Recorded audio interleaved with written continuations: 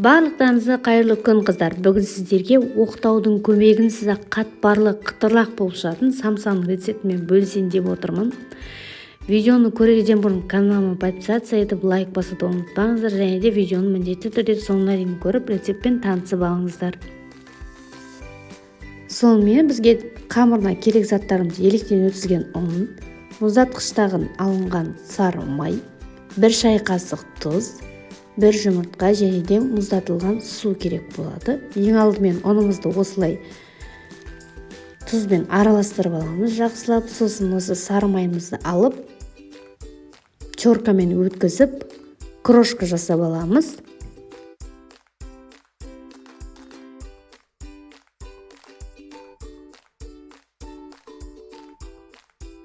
Теркадан мұздатылған сары майымызды өткізіп болғаннан соң, осылай қолымызбен жақсылап ұнмен араластырып, крошкамызды жасауды жалғастырамыз.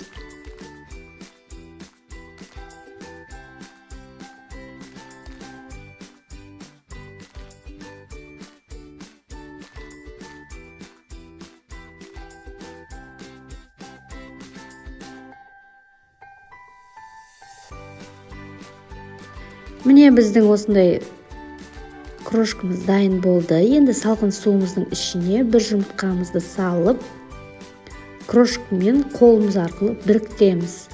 Қамыр илегенде илеп тастамаймыз. Қатпарлылығын сақтау үшін осылай қолымызбен жай ғана біріктіріп шығамыз.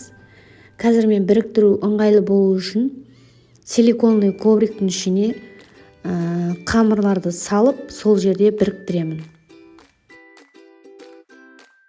Біріктіру барысында тағы да аздап салқын су құйып жібердім.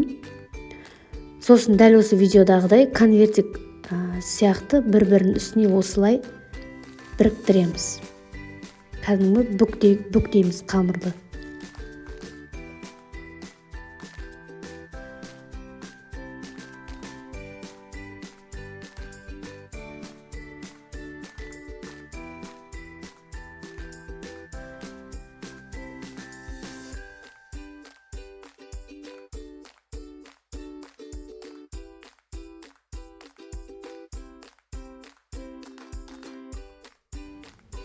Осылай қамырымызды біріктіру арқылы осылай ұрғылаймыз.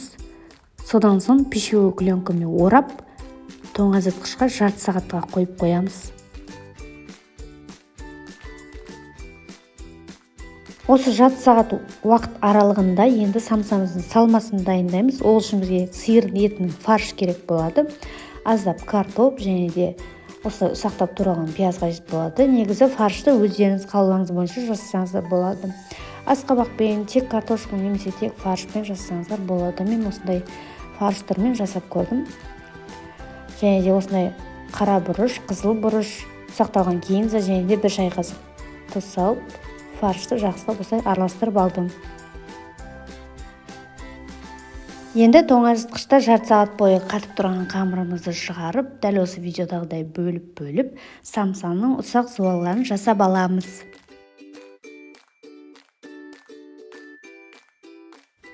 Ұсақ зуаларымызды осылай жайып алып, самсамызды түйуді бастаймыз.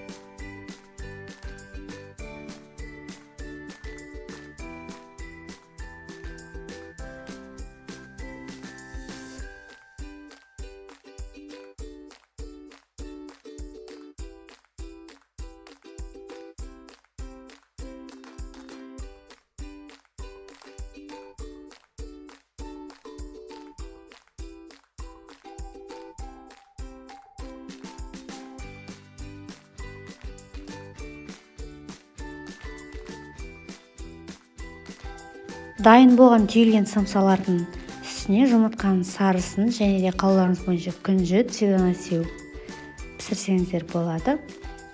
Мен дәл осы видеода істедім. Осы жердегі самсаның түйілеріне бөлек видео арнап түсірдім. Оны да менің каналымнан көре аласыздар.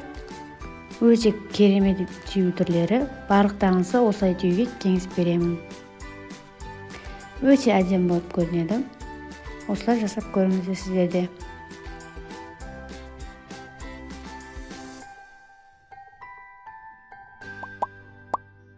Міне қыздар, біздің самсаларымыз осылай болып пісіп шықты. Егер де видео ұнаған болса, лайк бас, комментарий қалдырып, каналыма подписаться етуді ұмытпаңыздар. Және де міндетті түрде осы рецепт бойынша жасап көруге барлықтарыңызға кеңес беремін. Барлықтарыңызға ас болсыңыздар. Келесі видео рецептерде жолыққанша қыздар.